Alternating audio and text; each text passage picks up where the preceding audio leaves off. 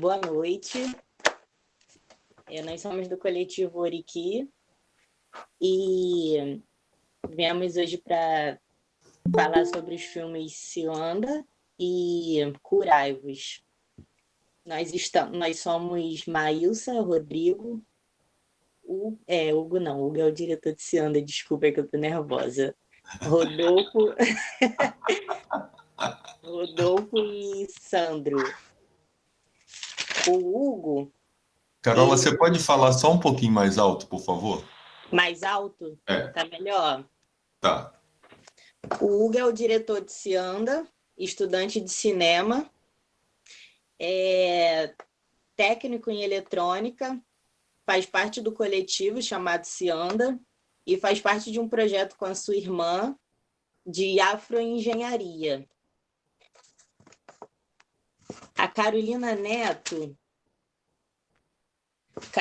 Ferreira Neto é ativista, pesquisadora e arte educadora antirracista, professora na Rede Municipal de Duque de Caxias, pedagoga, mestra em Relações Étnicos-Raciais pelo Cefet e doutoranda em Educação pela UFRJ.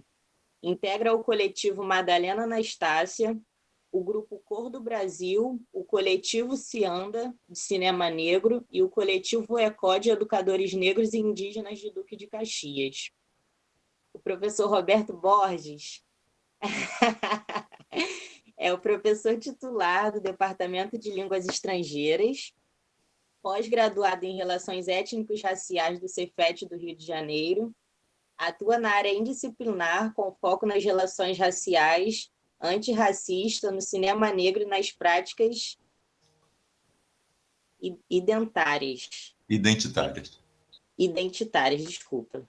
Tem como interesse de pesquisa as mídias em geral e, em particular, os filmes de longa ou curta-metragem produzidos por pessoas negras. Ô, Carola, o que eu mais amei foi como é que você falou?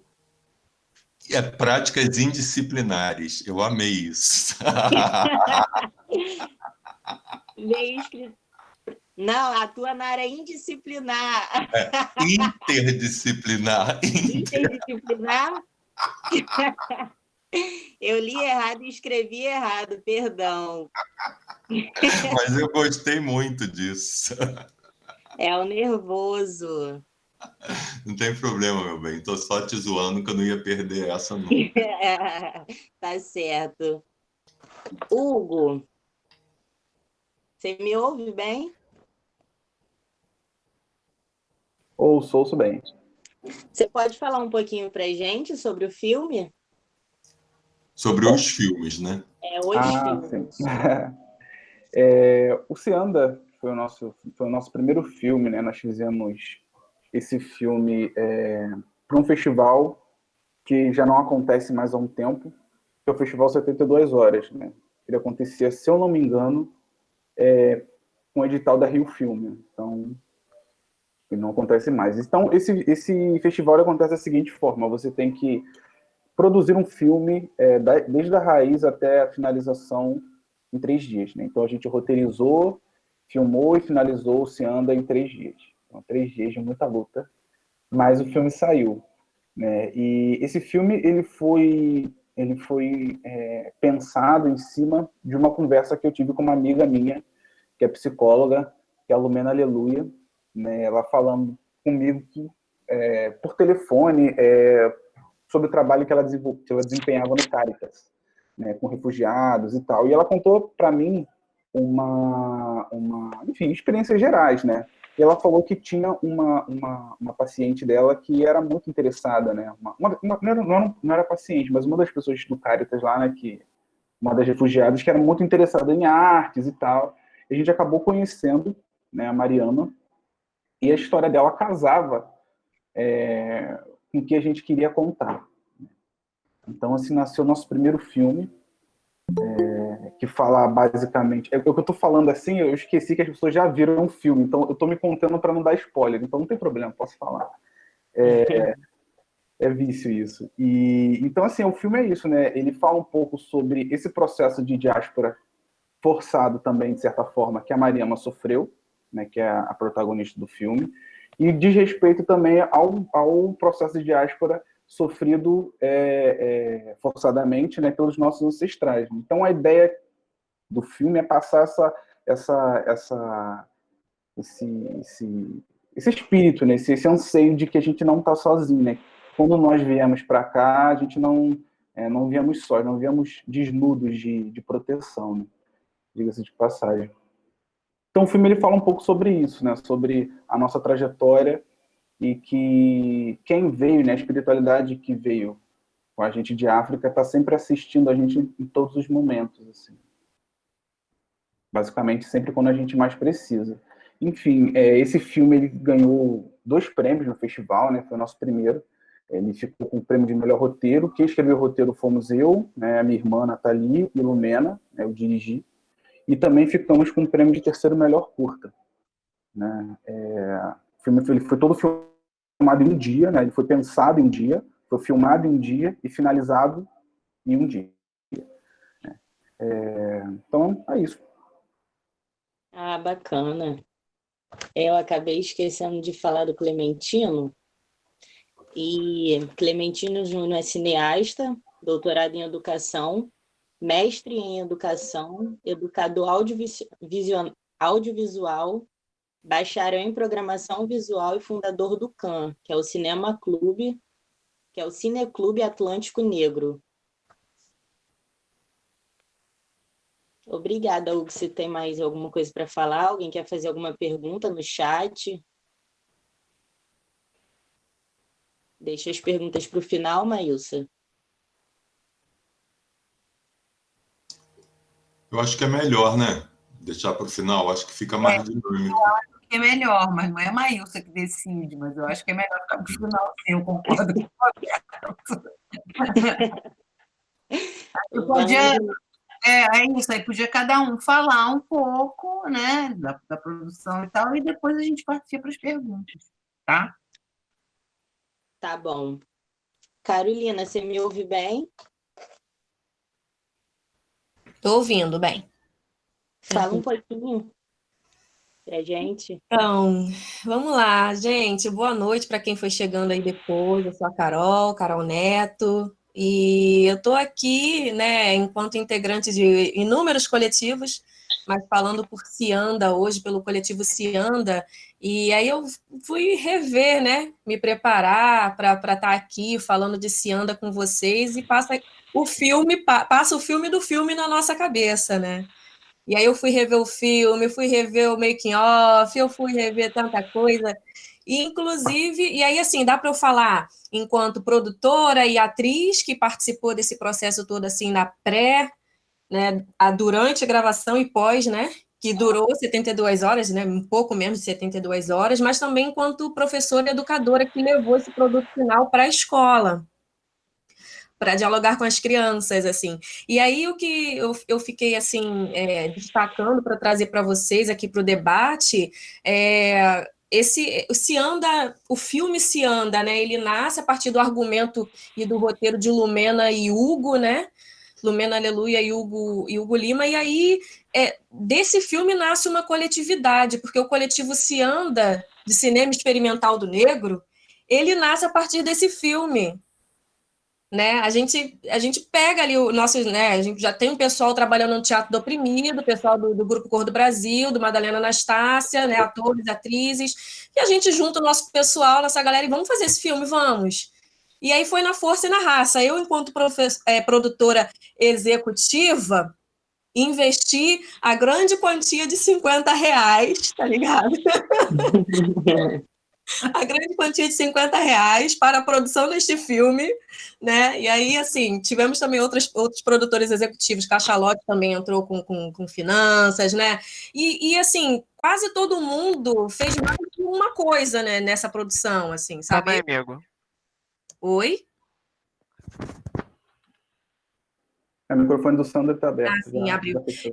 Então, e aí, assim, eu fui produtora e atuei também no filme. Então, foi uma loucura, porque, né, 72 horas, produzir, né, roteirizar, gravar e depois fazer a pós-produção, ir para casa e transformar a casa num estúdio, né, Hugo? E para fazer a trilha sonora com Luciane Dom. incrível, maravilhosa, né, que foi a produtora musical do filme e atriz também, nasce esse coletivo, assim, e esse coletivo ele vem caminhando desde 2016, então, até hoje, e esse coletivo traz aí a possibilidade de vários atores, né, que estão nesse coletivo se inserirem no mercado do audiovisual de maneira profissional, né? O Hugo segue esse caminho, Lumena seguiu por esse caminho, Nathalie está aí caminhando também, diretora, né? E aí, assim, como nasce essa coletividade e nos dá também a forma de subsistência mesmo, né? De viver através dessa arte, né? Tudo bem que não é fácil, estamos tentando, mas a galera está caminhando, né? E isso é muito bacana.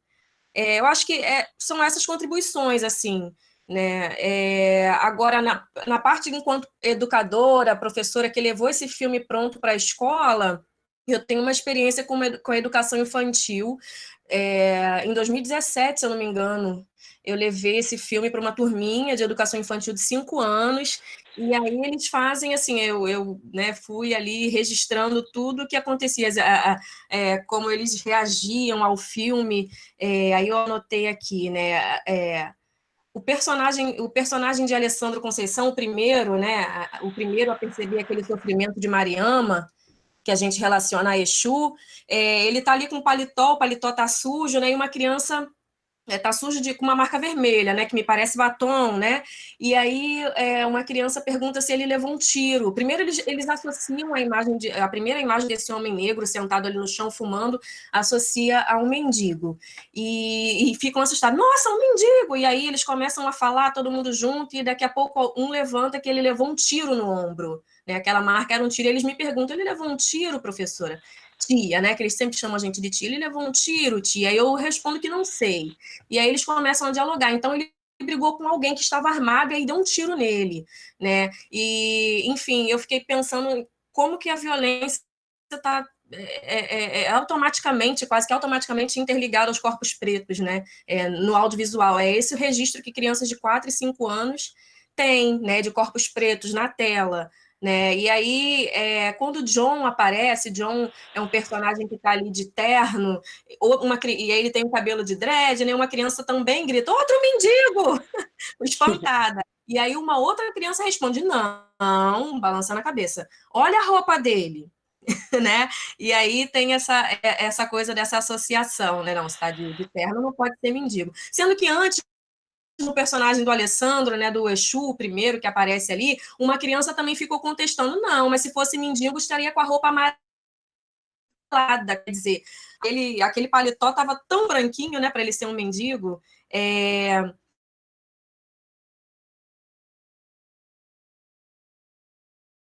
assistindo, uns estão debatendo o tempo inteiro, enquanto outros estão penetrados ali, concentrados, e aí vai chegando próximo do fim, né, do desenrolar da história, e já tem criança cantando, nanã, nanã, iê, iê, aquilo pro meu coração foi uma lindeza, assim, sabe, de me emocionar mesmo, e o fechamento, assim, dessa experiência de apresentar esse filme para a turma de 5 anos, quando acontece a personagem, né, a protagonista percebe que ela não está sozinha e que ela olha para trás e não tem ninguém ali, um aluno responde, né, um aluno dialoga com a televisão, é uma TV na sala de aula, né, não é uma grande tela, e aí ele responde, mas eles estão ali. Assim, esse foi o sentido, né? Eu estou aqui com a minha telinha aberta, deixa eu voltar para ver a carinha de vocês. Até me emociono quando eu lembro desse dia, gente do céu. E aí, assim, aquilo foi, sabe, pagou tudo que a gente sofreu nas 72 horas para gravar esse filme e ver uma criança de 5 anos perceber da sua maneira que a espiritualidade está ali, que o cuidado está ali, sabe? Mas eles estão ali. E a personagem de Mariama olhando para trás sem ver ninguém. Foi incrível, assim. E aí eu apresentei esse filme para outras turmas maiores, né, de crianças de 9, de 10, até 13 anos, turma de adultos também, foram inúmeras experiências, mas eu queria trazer essa para vocês da primeira infância, né, e a gente sempre fica com essa preocupação de quando é que a gente começa a falar sobre racismo, sobre antirracismo com as crianças, E é isso, é desde sempre, né, no Sensível. E esse filme a gente dialogou, debateu a beça na sala de aula, eles riram no primeiro momento do sofrimento de Mariama, né, ela chorando, a mulher chorando, E aí eu fui perguntando, mas será? Por que será que ela tá triste? Será que a gente deve rir da tristeza do outro? E aí eles começaram a dialogar. Isso foi muito bacana, assim, eu acho que é isso que eu trago, assim, para a gente iniciar aí a minha contribuição, gente. Continue. Obrigada, Carolina. Obrigada. Roberto.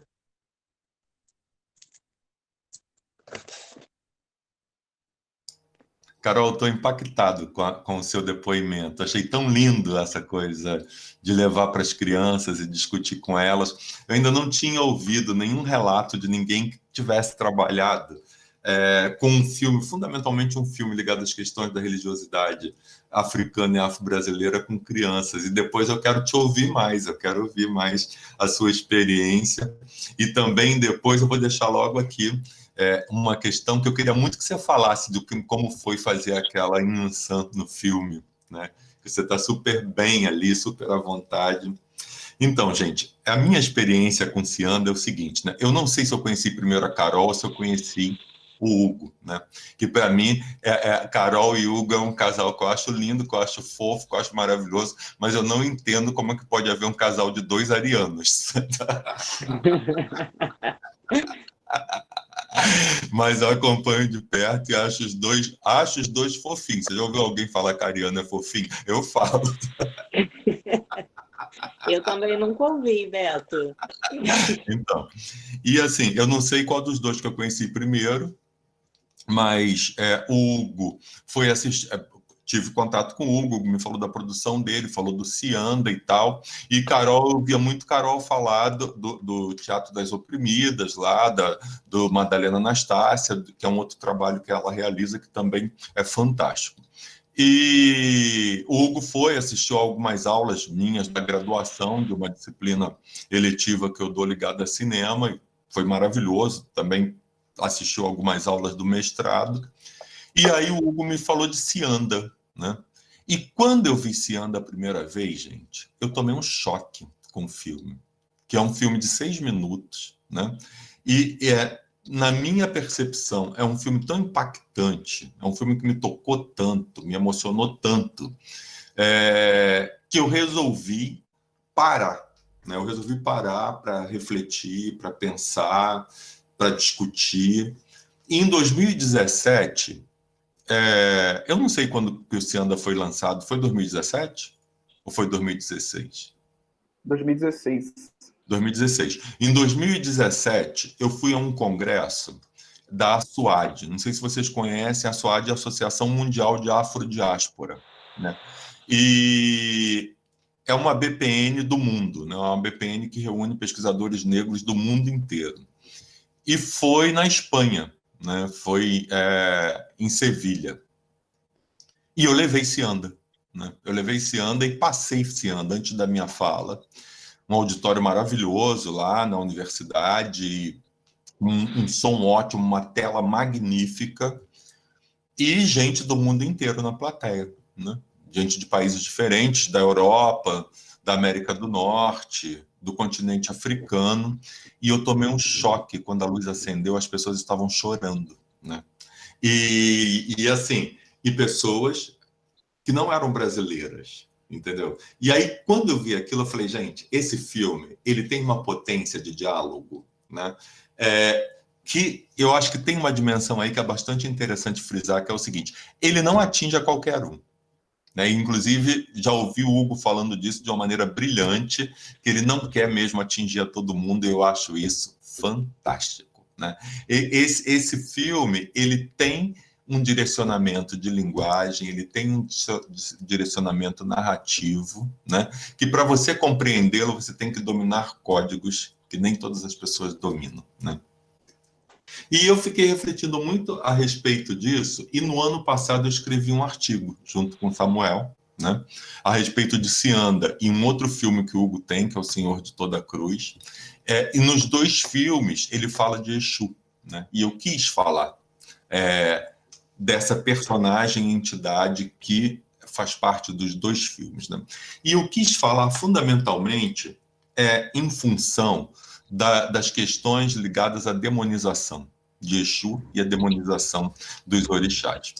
E quando eu pensei nisso, né, eu pensei em um monte de coisas, mas fundamentalmente num trecho do Mbembe, daquele livro Crítica da Razão Negra, né, que o Mbembe diz uma coisa que eu acho fundamental, e é uma coisa que eu tenho repetido muito nas minhas falas, e que eu repito muito até mesmo nos meus diálogos com as outras pessoas, que ele diz o seguinte, né, em muitos países assevera-se o racismo sem raça, no intuito de aprimorar a prática da discriminação, tornando a raça conceitualmente impensável. Faz-se com que a cultura e religião tomem o lugar da biologia. A gente sabe que toda essa questão do racismo ele surge com uma discussão biológica, né? Uma discussão com base na ciência. Essa discussão ela perde totalmente o valor dela. A ciência prova que não existe diferenciação de raça entre humanos, que a diferenciação genética, ou seja lá, ou biológica, seja lá o que for, de um homem branco para outro homem branco, ela pode ser maior do que de um homem branco para um homem negro, né? E que isso não tem a ver com as questões epidérmicas, não tem a ver com fenótipo, não tem a ver com formato de nariz, com tipo de cabelo, com nada disso. No entanto, nós sabemos que o racismo ele se aprimora, né? O racismo é um sistema extremamente sofisticado, né? E que ele se atualiza de acordo com o local, de acordo com a época, de acordo... Enfim, em relação a um monte de variantes ou de variedades, ele vai se aprimorando para ele exercer o seu poder de destruição, o seu poder de morte, o seu poder de exclusão, o seu poder de tudo isso. E quando o Mbembe fala dessa coisa do racismo sem raça, e ele fala que, que a cultura e a religião acabam ocupando o lugar da biologia, que não se precisa mais dizer que eu odeio o preto, eu odeio o negro, eu não quero as pessoas negras. Você diz o seguinte, a religião dele é do demônio. Né? Quando você diz a religião dele é do demônio, a religião dele não presta, a religião dele é pro mal, a religião dele mata, a religião dele... enfim, todas essas coisas que a gente ouve, você está dizendo o seguinte, olha aqui, ó, o que eles fazem não presta. E a mesma coisa com toda a cultura, né, gente? Que aí as nossas músicas são ruins, não prestam, a nossa estética é feia, né? O nosso corpo e a maneira como nós gesticulamos, falamos e tal, tudo isso aí é incorreto. E eu estou falando isso exatamente porque Cianda e Coraivos, né, eles trazem um discurso que vai de encontro a tudo isso, né? Porque o que é Exu ali, né? Exu é uma entidade sensível, extremamente sensível, né? Quando aquela mulher cheia de problemas, o filme ele começa, ele não tem um início marcado, né? A gente não sabe o que aconteceu com aquela mulher, a gente sabe que ela está passando por uma situação de dor, uma situação de sofrimento, né? E ela sai com toda a dor dela, e Exu sente a dor dela. E Exu se compadece da dor dela. E Exu se move para ajudá-la. E Exu se move para tirar aquela dor, para diminuir aquela dor. E ele é a conexão entre os homens e o Orum. E ele vai conectando todos os outros orixás. E num determinado momento, todos os orixás estão com ela. Né? E ela se caminha, ela vai para aquele espaço, que a gente aqui do Rio de Janeiro sabe que é o mar, e ali há uma força mágica que atua sobre aquele corpo, que apaga aquela dor. E de um segundo para o outro, ela está vestida de rainha. Ela se transforma numa rainha africana. E essa transformação emerge. Quando essa transformação emerge, ela sente que alguma coisa mudou. E ela, eu estou todo arrepiado, gente, ela sente a presença, né, de todo Orum em torno dela. E ela olha para o lado e os olhos dela carnais não conseguem ver, né? Mas eles estão ali para socorrê-la, né? Eles estão ali para mitigar aquela dor, para diminuir aquela dor, para acabar com aquela dor. Gente, isso é um discurso de uma potência, né? E isso é um discurso que pega esse outro... Ó, Clementino chegou! Salve, salve! Isso aí é um discurso, né, que destrói todo esse discurso de demonização, né? É um discurso que acaba com toda essa carga de demonização. E o que é mais fantástico para mim, esse é um discurso para a gente, né? Esse é um discurso de fortalecimento para a gente, né? E aí não interessa se quem não captou, sabe? A mensagem é para quem pode ouvir, né? A mensagem é para quem pode ver, a mensagem é para quem pode ler. E falando disso, eu quero falar um pouco, né, do que significa isso para mim, né? Eu tenho... quem me conhece sabe que eu sou apaixonado por Bell Hooks. Falar que eu sou apaixonado por Bell Hooks pode significar para algumas pessoas que eu sou um especialista em Bell Hooks. Não sou, né? Eu só li alguns livros da Bell Hooks que estão traduzidos para o português, e eu acho que quem pensa em filme, quem pensa em imagem, quem pensa em cinema, tem que ler esse livro, que é O Olhares Negros, da Bell Hooks. Esse livro, para mim, ele tem sido um lugar de, como é que eu vou dizer, de diminuição dos meus sofrimentos, que esse livro me fortalece, né? Esse livro é um respiro para mim. Tem um outro livro da Bell Hooks, que é o Ensinando a Transgredir, que ela diz que ela encontrou na teoria um lugar de cura, né? E a teoria também tem sido para mim lugar de cura muitas vezes, e esse livro para mim é um lugar de cura. E é um lugar de cura fundamentalmente porque muitas vezes a Bell Hooks fala de amor, né? E ela fala algumas coisas que eu quero só ler alguns trechos aqui para vocês, né? Para vocês entenderem como que esse texto me toca. A primeira coisa que ela diz, uma coisa que ela diz que eu marquei, que ela diz o seguinte: enquanto as pessoas negras forem ensinadas a rejeitar a negritude, nossa história e nossa cultura como única maneira de alcançar qualquer grau de autossuficiência econômica ou ser privilegiado materialmente, então sempre haverá uma crise de identidade negra. Observe, ela está falando de economia, ela está falando de recursos financeiros. Ela diz que a gente só vai conseguir isso e não entrar em crise com a nossa identidade quando nós nos amarmos a nossa negritude. E amar a nossa negritude é amar a nossa pele, é amar o nosso cabelo, é amar o nosso nariz, é amar a nossa boca e amar os nossos ancestrais, né? É amar a nossa raiz, amar de onde a gente veio, amar quem construiu a nossa história, amar as pessoas que morreram para que nós estejamos aqui, né? E amar as pessoas que resistiram a todas essas dores para nós estarmos aqui. E os nossos ancestrais e a história de todos os nossos orixás são o que nos fortalecem, e é isso que traz para a gente o fortalecimento dessa identidade.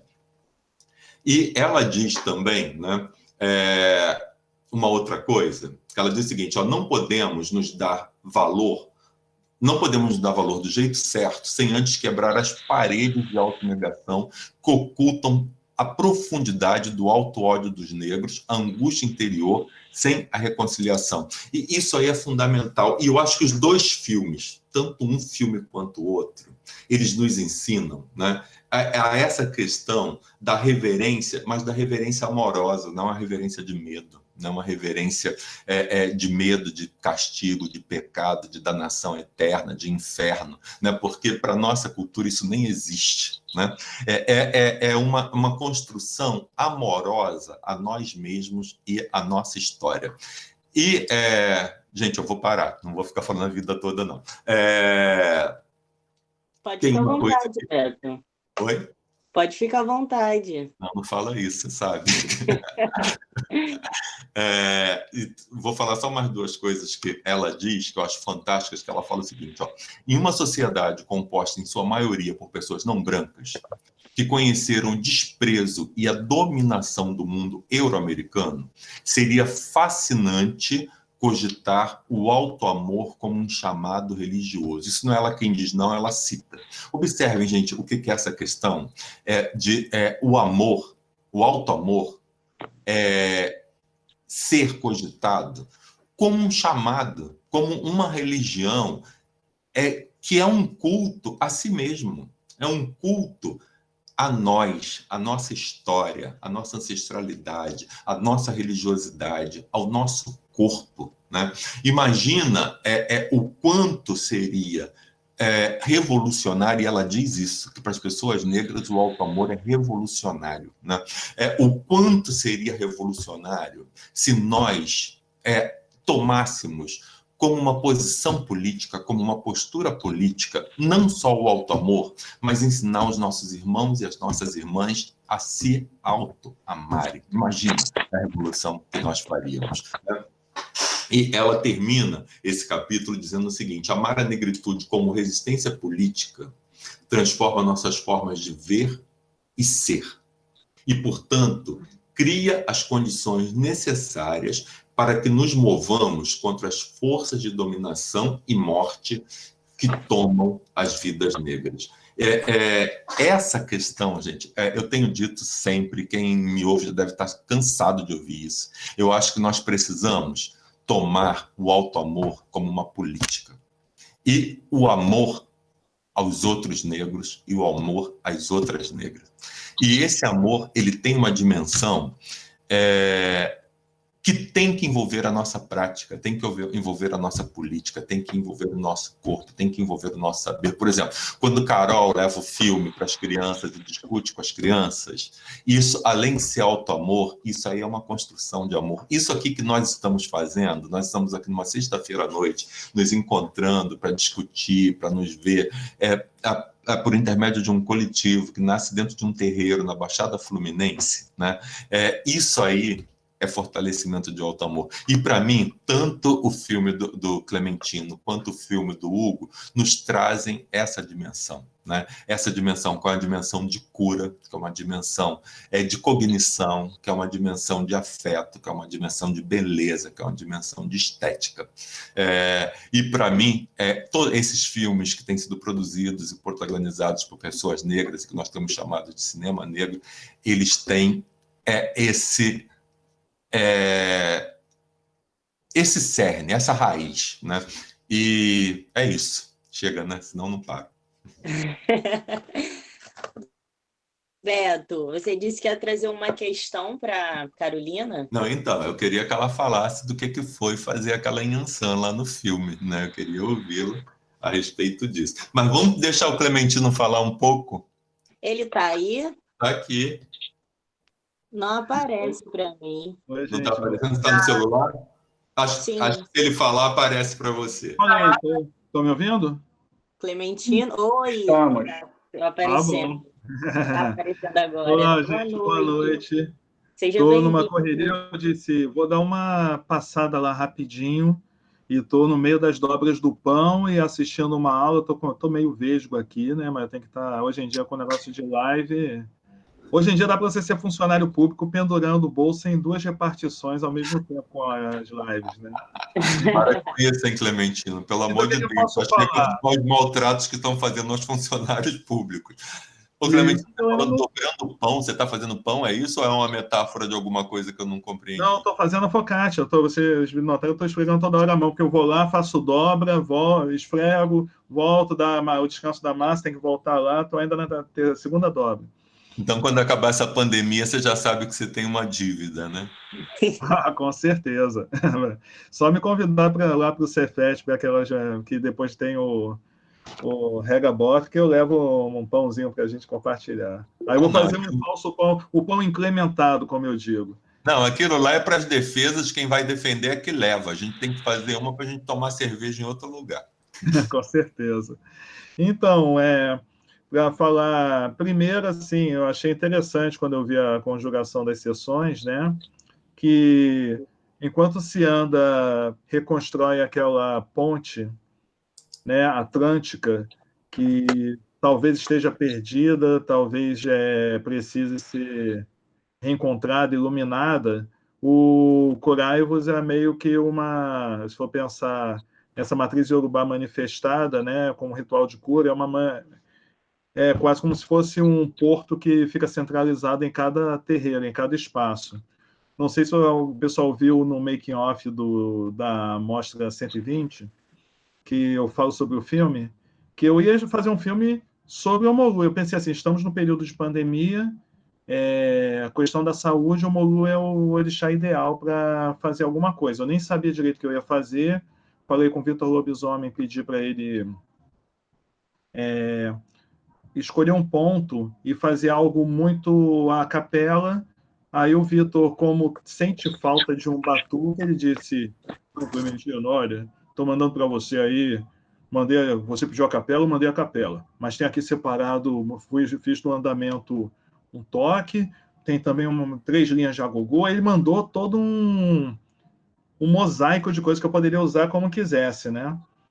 E quando chegou 2 dias antes de fechar o edital lá da mostra, aí eu estava muito assim pegado com as coisas de doutorado, essa coisa de que vai fechar, não vai fechar, vai voltar lá remota, não vai, tá, aqueles problemas todos, um monte de demanda aparecendo. Eu disse, cara, não vou botar minha vida por causa de um edital que eu não sei se vai dar em alguma coisa, essa coisa de ficar fazendo filme, sabe? Fazer filme de graça e tudo mais, sem saber o que vai dar. Eu já estou cansando dessa parada. Estou cansando já há uns 20 anos, mas estou cansando já.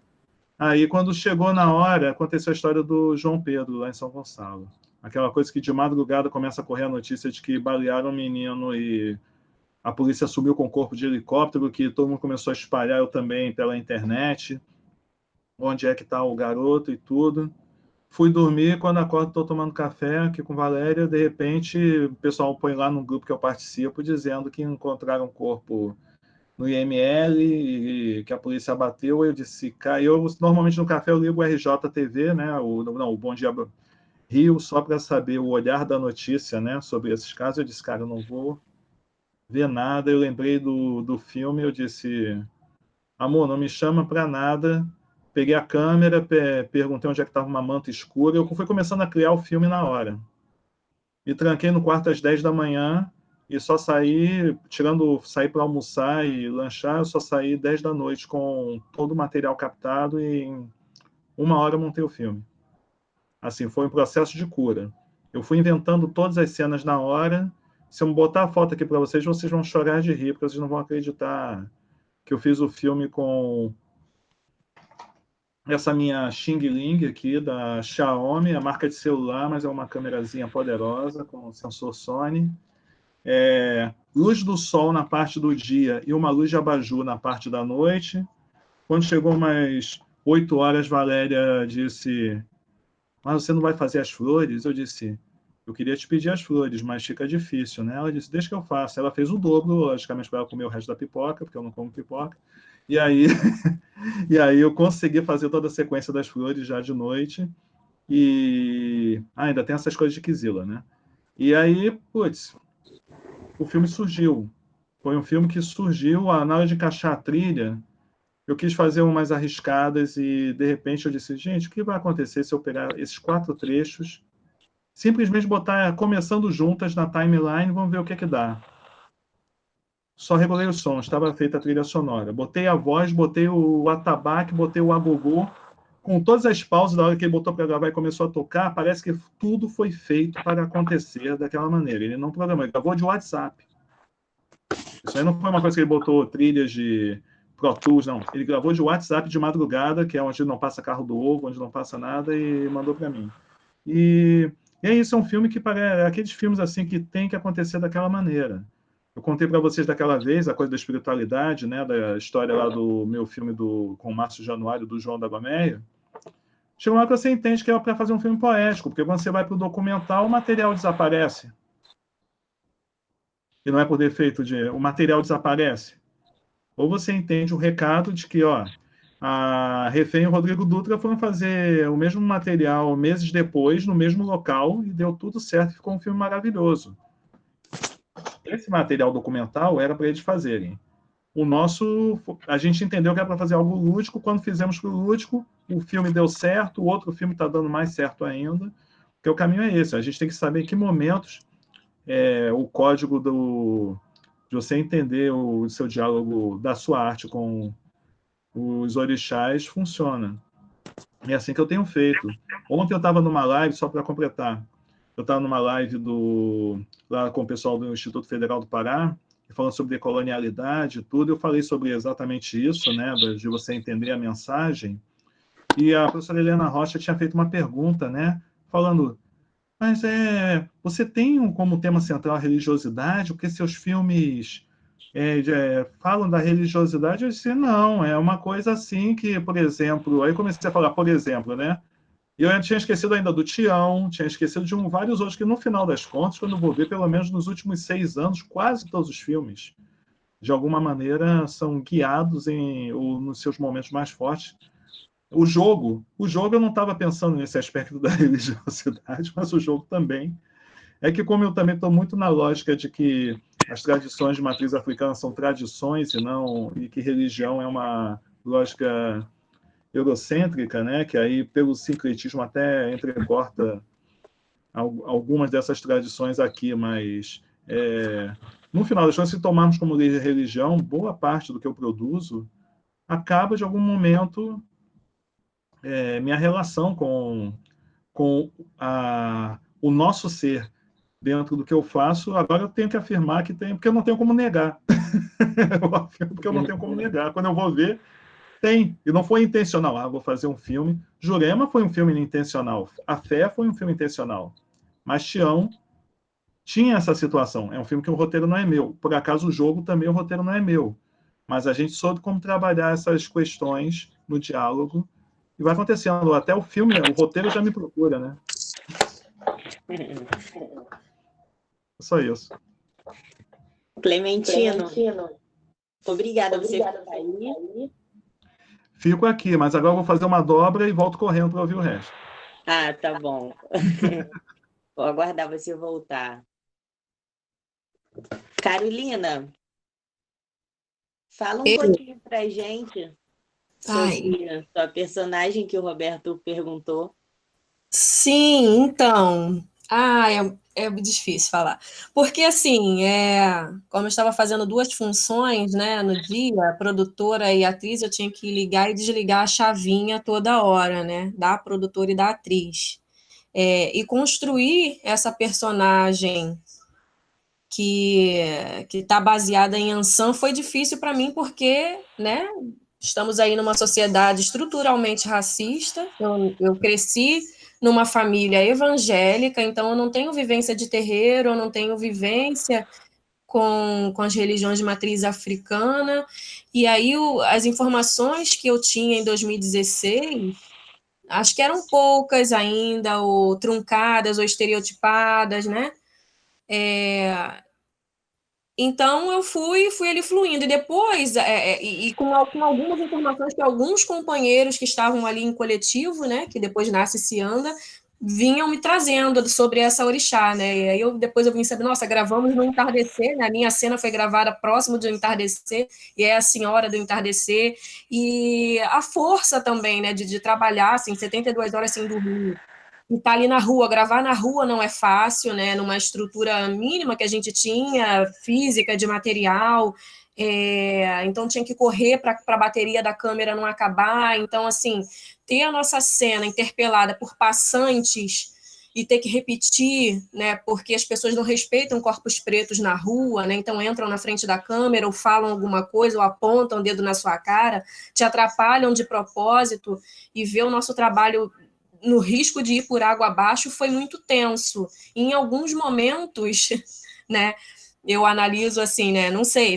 de onde vinha a força, mas eu peitei homens na rua para poder, né, dar conta dessa gravação em alguns momentos, coisas que não faz parte do meu cotidiano normal, porque eu sou ariana, mas eu sou um docinho, né, Roberto? E aí, em alguns momentos nesse dia de gravação, eu tive que olhar feio, olhar torto para homem e falar alto na rua, sabe? E ali no papel de produtora, mas já vestida para poder entrar em cena daqui a pouco. Então, liga a chave, desliga a chave, constrói, desconstrói o personagem. Uma loucura. Mas foi bem por aí, assim. E aí eu pego um gancho da fala de Roberto sobre o alto amor, né? Eu até escrevi um texto que se chama Do Alto Ódio ao Alto Amor Eu Me Levanto, parafraseando aí a nossa querida, esqueci o nome agora, da Belo. Anne Rice, da poesia, esqueci, norte-americana, mulher negra, esqueci o nome dela agora. Mas Eu Me Levanto, né? Tem uma poesia que traduzida para o português, é Eu Me Levanto. E aí eu escrevi um texto sobre isso, e esse é o processo mesmo, né?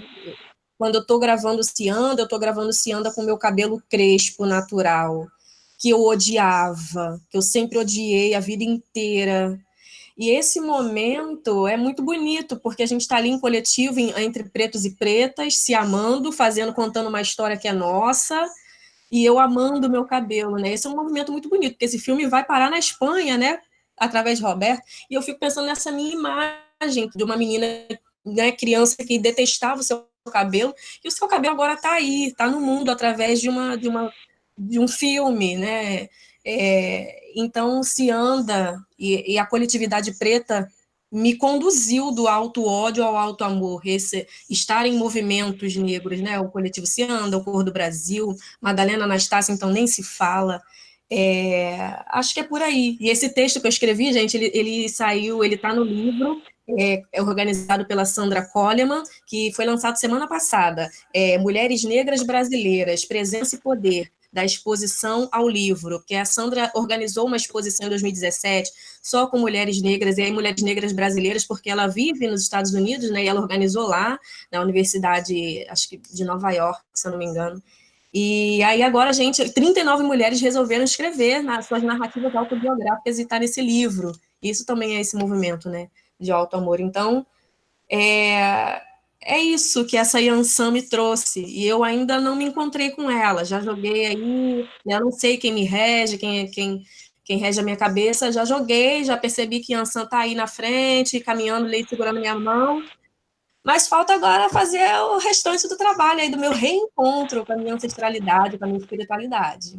Estou nesse caminho. Que bonito. Tá respondido, Beto? Eu adorei, estou super contemplado. Que bom. Vamos abrir esse momento agora para as dúvidas, perguntas, para quem quiser falar alguma coisa. Se quiserem falar aqui ou deixar nessa caixinha aqui de mensagem.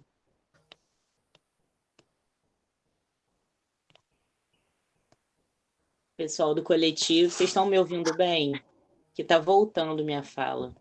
Tá bem, aqui não tem retorno, não. Deixa eu ver aqui.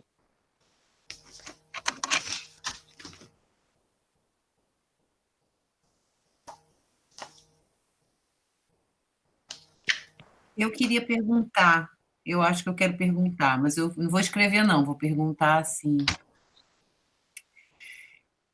Eu queria que vocês falassem um pouco de como... Aparece aí, Maílson. Oi?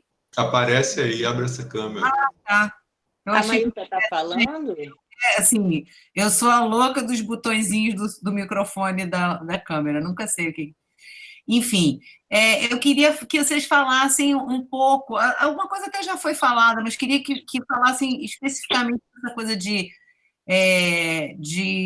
construir uma narrativa, né, no campo do profano, que é a arte, né, sobre o sagrado. Como é que é esse diálogo de sagrado e profano? Eu queria que vocês falassem um pouco da experiência da produção e da realização do filme, e dessa relação dialógica entre profano e sagrado aí, né? Posso primeiro? Que eu estou no tempo do pão. Não, é o seguinte, para mim foi uma coisa engraçada, até eu recebi vários comentários nesse filme em especial, no Curaivos, do tipo, eu não sabia que você atuava, eu também não, mas eu estava em isolamento, estava... E foi uma coisa assim, eu vou responder a sua pergunta. É que nem aquele loirinho, como é? Joel Haley Osment dizendo no Sexto Sentido, eu vejo gente morta sempre. Eu, desde pequeno, estou acostumado a lidar, né, com as coisas de terreiro e tudo. Então, quando eu resolvi ir para o quarto, e eu não sou da performance, eu não sou, nunca fiz teatro, nunca fiz nada, eu sou de uma família de atores, mas nunca ousei, nunca quis lidar com aquilo, mas eu sabia que eu queria fazer aquilo, e foi me vindo uma memória de todas as incorporações que eu vi, e foi uma coisa muito... eu estou trabalhando um outro filme que está para vir por aí, que é um longa experimental, sobre o encontro atemporal de Joãozinho da Gomeia, Joãozinho 30, Madame Satã e João do Rio, 4 mestiços marginais, gays, cada qual no seu período, na sua época e a sua maneira. E a gente está trabalhando esse filme a partir daquela história que eu contei do Lúdico, né, de não trabalhar algo documental, mas ao mesmo tempo é a busca dos atores pelo personagem. Então, a gente está assumindo que os atores estão incorporando eguns. Então, é uma coisa assim, tá ali o cavalo também atuando, como vamos chamar assim, né? Atuando, como eu prefiro dizer, o aparelho, atuando em diálogo com essas informações que vêm do que há de documental desses personagens interagindo no Rio de Janeiro de hoje. Fomos filmar no Carnaval, gravamos em alguns espaços, estamos buscando memórias musicais. E nesse trabalho eu fui também buscar minhas memórias de como... E eu não sou médium. Então fui buscar as memórias de tudo que eu já observei em corporações e como eu achava que isso transmitiria esse sentido do Omolu, que, por exemplo, eu mostro o meu corpo, o Omolu é coberto de palhas, então tem uma coisa do que eu revelo, por que o foco e desfoque, como se eu tivesse... E como trabalhar os sintomas, porque o corpo é cheio de pragas do Omolu, por isso que ele é escondido. E ali eu estou trabalhando os sintomas do Covid e, ao mesmo tempo, eu estava introjetado numa dor da perda, né? Que não era uma perda minha, mas uma perda nossa que temos todos os dias de um dos nossos sendo assassinados pelo Estado. Então, eu quis trabalhar tudo isso nessa performance. Acho que deu certo, porque pelos comentários que as pessoas trazem de retorno sobre um trabalho tão curtinho, né, tão compacto. Mas é uma coisa, assim, eu acho que o sagrado está aí, em você conseguir fazer essa conexão de alguma maneira instintiva. Se você me perguntar como foi o roteiro, como foi cada take foi sendo criado na hora. Eu ligava a câmera sozinho, tinha que calcular distância de foco, me posicionar, como já ia gravar o REC.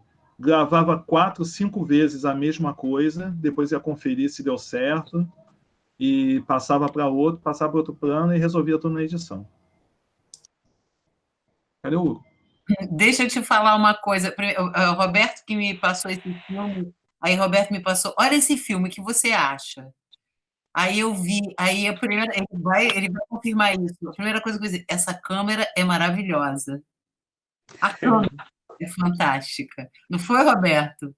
Foi a primeira coisa que eu falei. Que câmera é essa? Essa câmera é fantástica. Agora você está falando que fez assim sozinho e os takes tinha que se posicionar e ver. É fantástico. Fantástico. Está sem microfone. A culpa de muita coisa é do senhor Hugo Lima. Por quê? Para fazer o plano das palhas, eu fui buscar o rig da Afroengenharia, encaixei no tripé por cima da câmera e botei o capim-limão da minha esposa, que depois ficou avariada, ela não pôde mais fazer chá, para fazer as palhas do plano final na distância focal e fazer aquele trabalho. Então, até nisso, o Hugo está nos 2 filmes. Eu não botei o nome dele nos créditos, mas tem que botar os agradecimentos à Afroengenharia, porque na hora que você faz cinema de gambiarra, você pega o que tem à mão. Eu ainda vou mandar, vocês vão se divertir, as fotos do que é o cenário desse filme. Vocês não vão acreditar. É uma manta escura, marrom, que é o piso, é o fundo, para deixar o fundo neutro. Esse abajur daqui, que eu usei, para fazer a cena de abertura dos pés. Entendeu? Só não foi nesse quarto, foi num quarto que é maior. né, que eu tive que isolar. E é isso, mas o porquê? Porque eu precisava reproduzir aquilo que eu estava sentindo naquela hora e precisava da distância de tiro. E a câmera é boa, mas dominar essa bicha aí com lente fixa, com que qualquer passo fora do foco, você perde o foco total, e saber brincar com isso também para poder trazer uma dinâmica. Por isso que levou 10 horas para fazer 2 minutos de filme.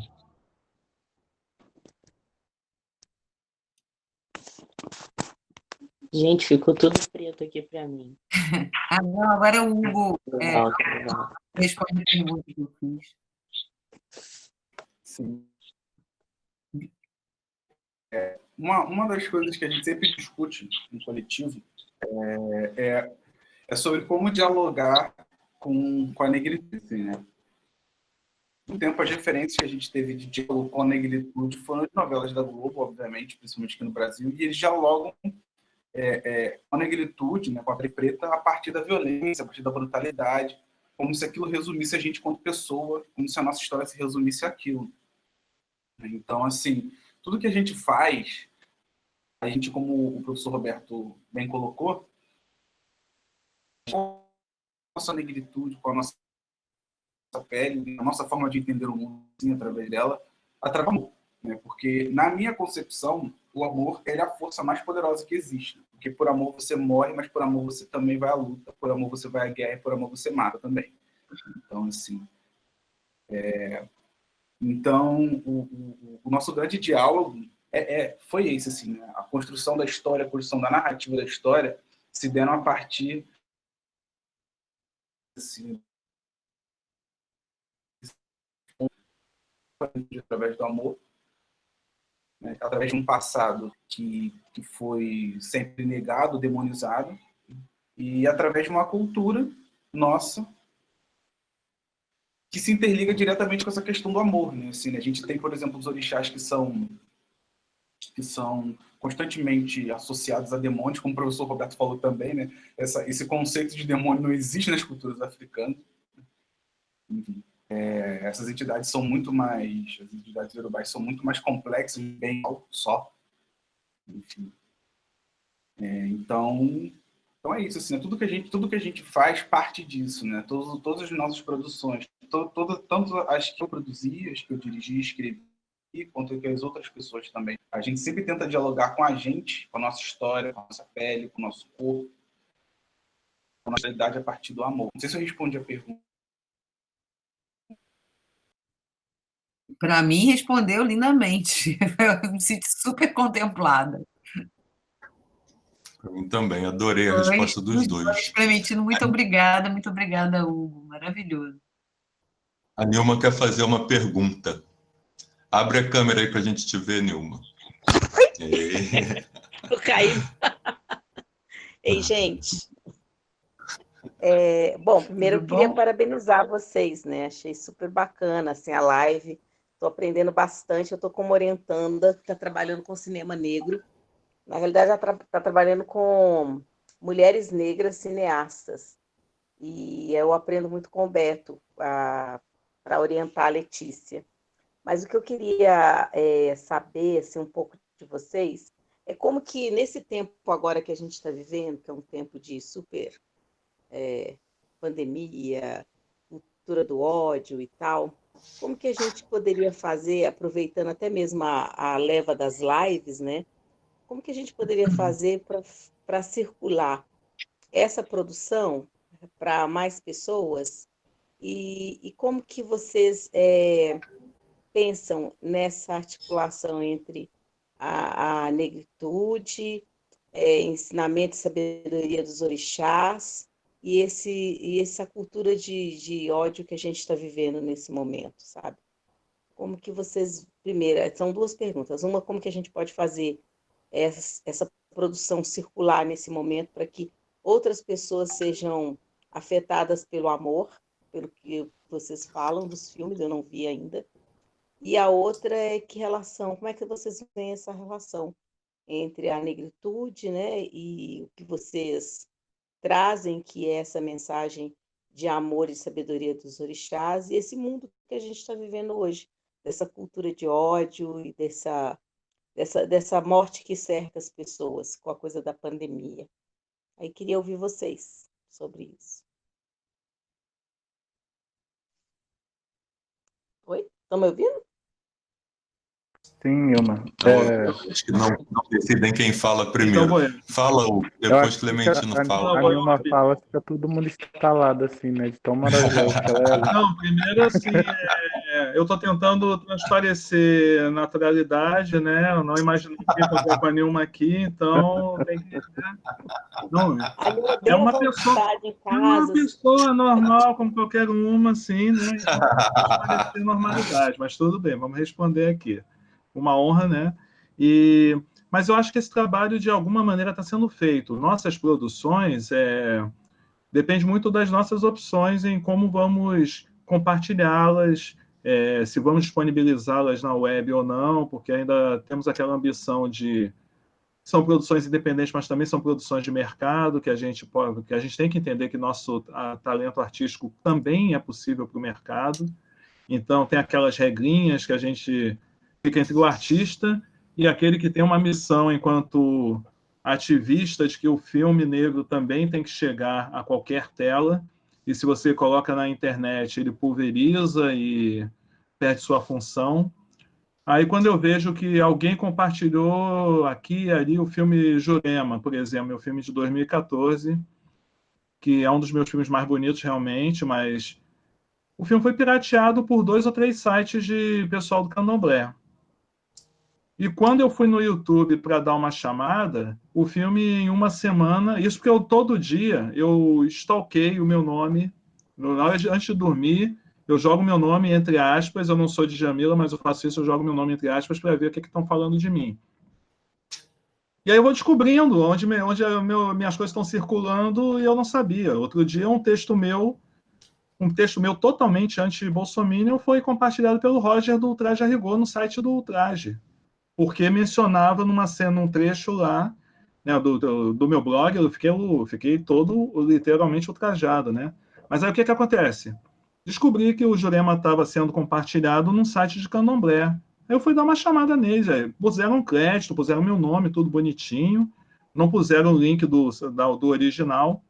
Quando eu fui ver, em uma semana, eles já tinham 10 vezes mais visualizações do que eu em 4 anos. Com o filme disponível no Vimeo. Aí olha lá, hein? A última vez que eu vou chamar a atenção de vocês. Da próxima vez, põe meu nome no crédito, que isso não se repita, né? Eu dizendo, pô.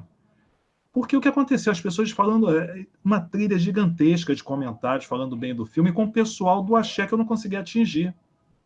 Que eu não tive essa estratégia, porque eles já têm a rede estabelecida, encontraram um filme e jogaram lá. Eu disse, só posta põe lá na descrição o link do canal original para o pessoal também conhecer meu trabalho. Mas tá beleza, vamos deixar quieto.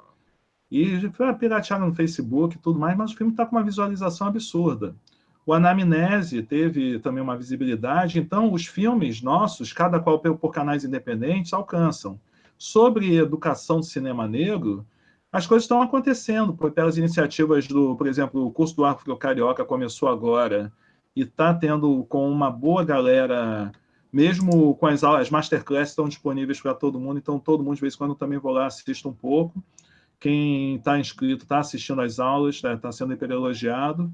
Eu estou fazendo o curso do Cineclube Atlântico Negro já desde abril, e quinzenal, todo domingo, a gente fica 6 horas. Eu estou assim, chega no final da noite, eu já estou tremendo que eu não consigo parar para tomar um gole de café, porque terminou o filme, está todo mundo debatendo 2, 3 horas no chat, que nem esse aqui, para falar de... E eu estou fazendo um curso de História do Cinema Mundial, como preparatório para o curso prático que eu vou fazer, a partir de cineastas pretos e pretas. Então, desde o cinema mudo até o cinema contemporâneo, e é uma coisa bem dinâmica, porque a partir do debate de um encontro, às vezes já muda todo o roteiro para o encontro seguinte.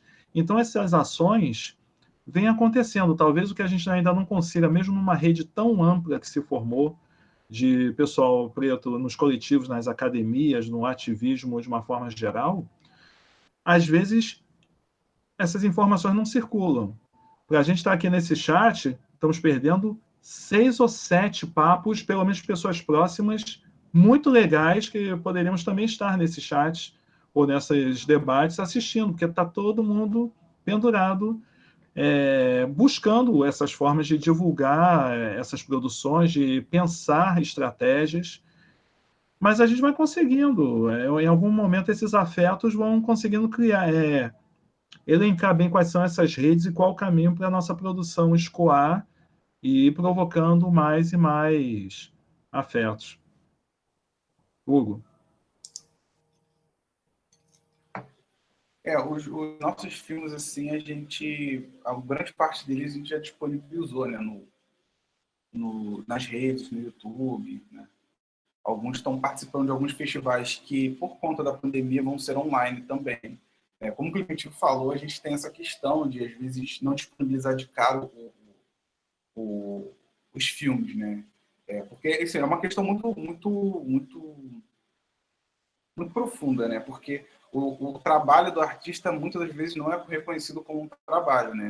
Então, assim, na real, o artista, né? O fazer artístico é um fazer laboral, assim como de um engenheiro, de um médico, sei lá, de uma lavadeira, de um gari, é um fazer laboral, né? Então, se a pessoa dedica parte da vida dela para estudar, para adquirir conhecimento, equipamentos para produzir. Então, assim, ela tem que ser de alguma forma remunerada daquilo. Isso não acontece. Eu estou falando de um mundo ideal, né? Então, assim, obviamente, isso basicamente não acontece com cineastas pretos no Brasil. Isso é muito difícil de acontecer.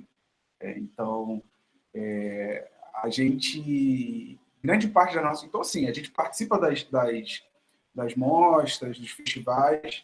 E depois disso a gente sempre disponibiliza os filmes na internet, né? E é isso, assim, né? Filmes como esses, assim, tem outros também, eu acho que tem um potencial muito grande de unir as pessoas, né? De unir pessoas pretas em volta de um tema. E também isso é um ponto de alento para a gente, principalmente no momento de desgraça coletiva que a gente está vivendo, Covid / Bolsonaro / nota de R$200, enfim, esse tipo de coisa. E só um pequeno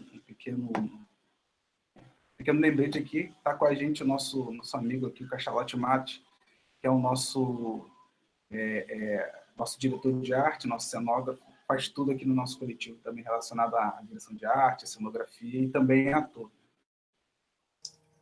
Cachalote maravilhoso.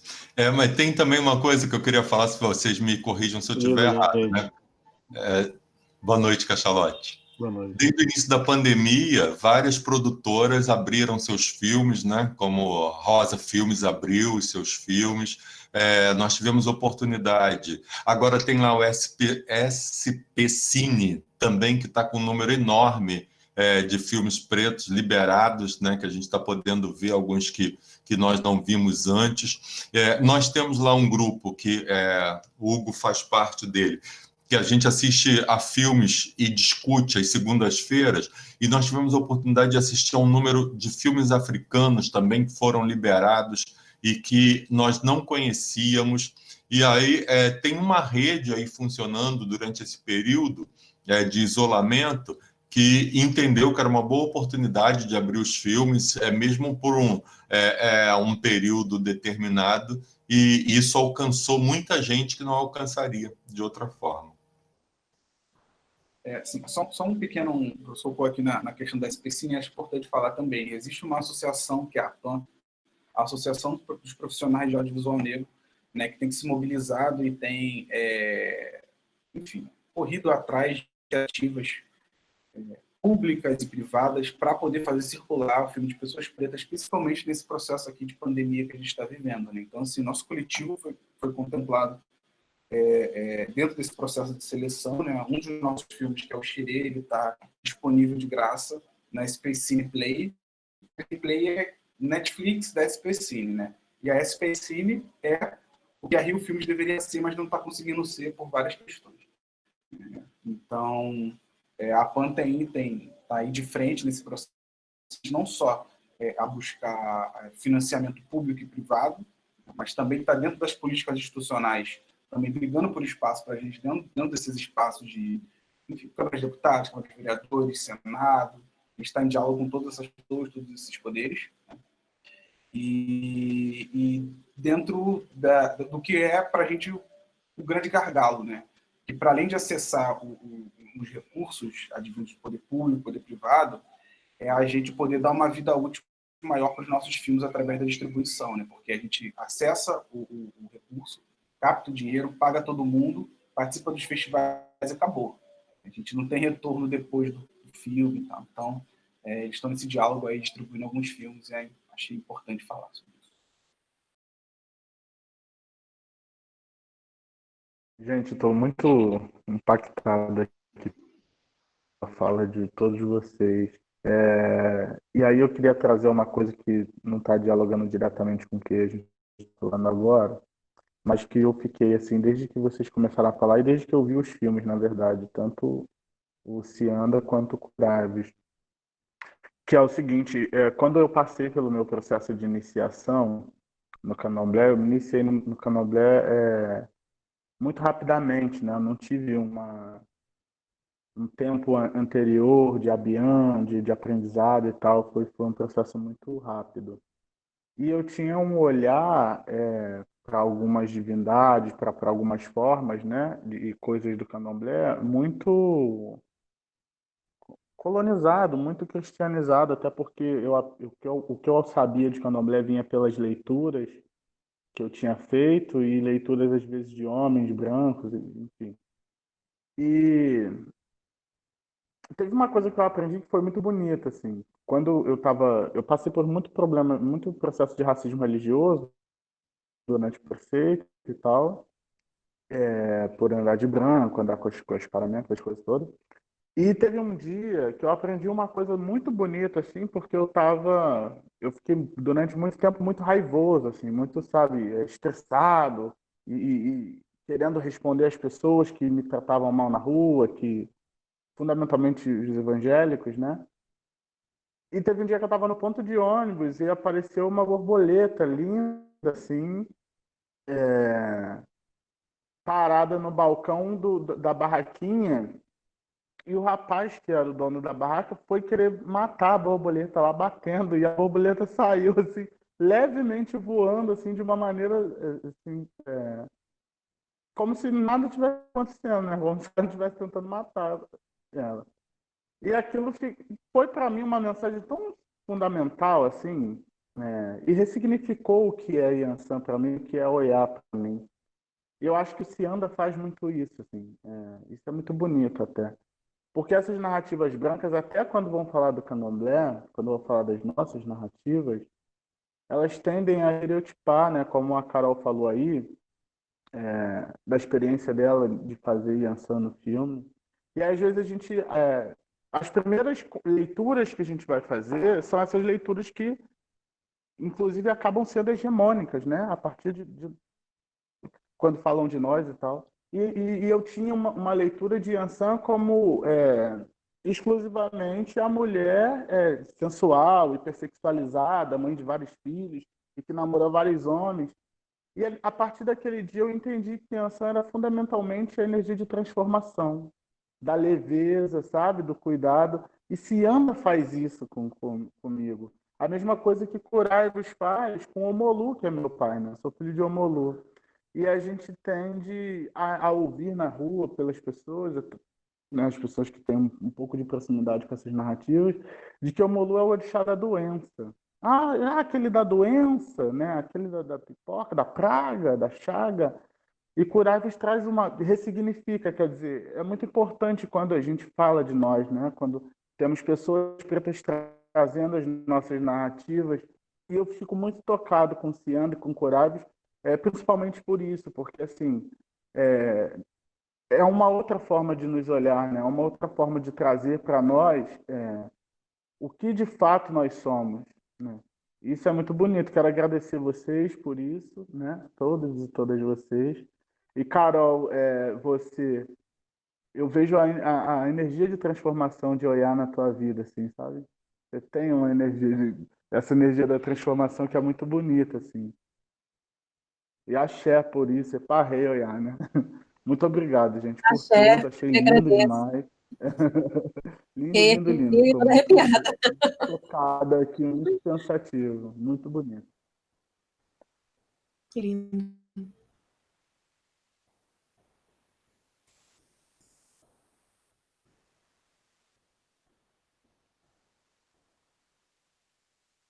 Tá travando.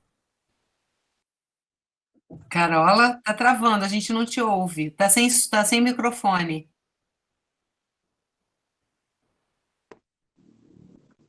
Pronto, Tá ouvindo bem? agora sim. Eu tenho uma Agora foi. pergunta para o Beto e para a Carol. É, vocês falaram um pouquinho sobre o auto-amor. A Carol trabalha com crianças, né? Eu gostaria de ouvir um pouquinho da experiência dela de como levar o auto-amor dela, porque ela falou que veio do ódio, escreveu um texto sobre do ódio, do auto-ódio ao auto-amor. E como ela consegue fazer com que as crianças enxerguem isso nela, como ela consegue trabalhar isso nas escolas. Até porque nós temos crianças também que têm famílias, ou até elas mesmas também são de candomblé, de umbanda, das religiões de matrizes africanas, e passam um preconceito muito grande, né? Eu gostaria de saber assim, como você faz para lidar e levar esse auto-amor para as crianças.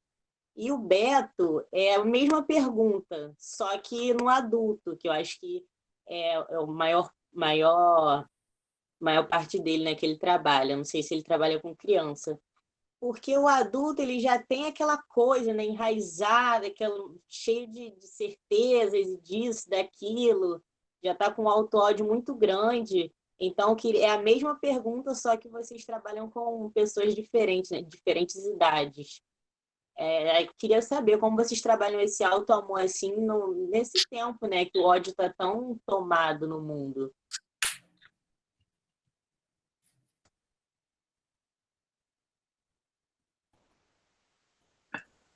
Eu primeiro, então? Acho que Vocês Pode sim. ser, vocês estão me ouvindo bem? eu tô. Então, peraí, deixa eu pedir. Ô, Hugo,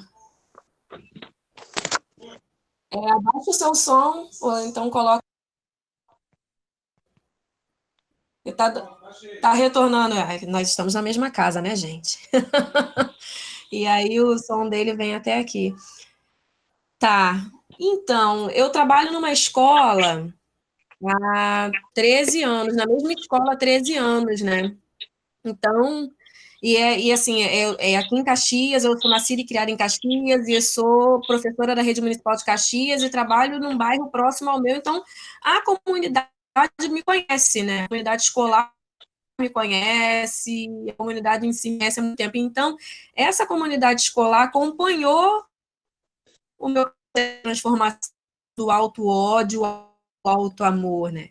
E aí e dialogo com as crianças nesse sentido. Eu tive turmas que acompanharam o processo da transição capilar, saiu do alisado para o crespo, as tranças que foram minhas parceiras durante a transição, então passei muito tempo com tranças. E naquela época, em 2012, por aí, 11, 12, quando eu comecei esse processo, na escola não tinha, né? As meninas não usavam tranças no cabelo, não tinha ainda esse boom do Black Power aqui em Gramacho, Duque de Caxias. Então, meio que eu comecei a movimentar, a fazer esse movimento dentro da escola, e a partir de mim, algumas meninas começaram a aparecer com o cabelo trançado e se refugiavam em mim, né? Quando algum coleguinha apontava o dedo rindo, olha o cabelo dela, e aí eu tô sempre tomando a frente falando, então é igual o meu. Então eu faço sempre essa comparação, né? O auto-amor vai chegando ali com as minhas crianças, nesse sentido de que eu tô sempre me comparando com elas. Nossa, fulana, como seu cabelo tá lindo! Nossa, nosso cabelo é parecido, né? Então tá sempre relacionado com as meninas, né? Nessa coisa do cabelo. E tô sempre elogiando muito, né? Falando como eles são lindos, os meninos são lindos, eu chamo de meu lindo. E teve uma vez, inclusive, que um aluno,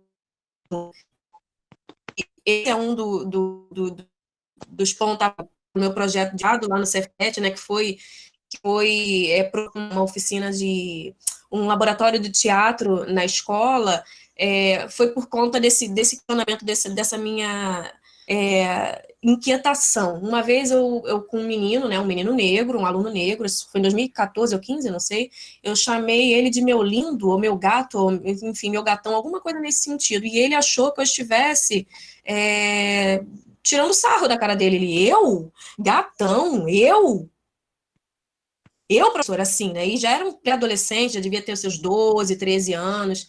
E ele ficou admirado. Falei, você é gatão, por que não? Você é lindo. E, assim, aquilo me deixou, sabe? Me jogou na parede aquele dia. Então, eu faço esse movimento nesse sentido com as crianças. E, para além dessa transformação minha, né?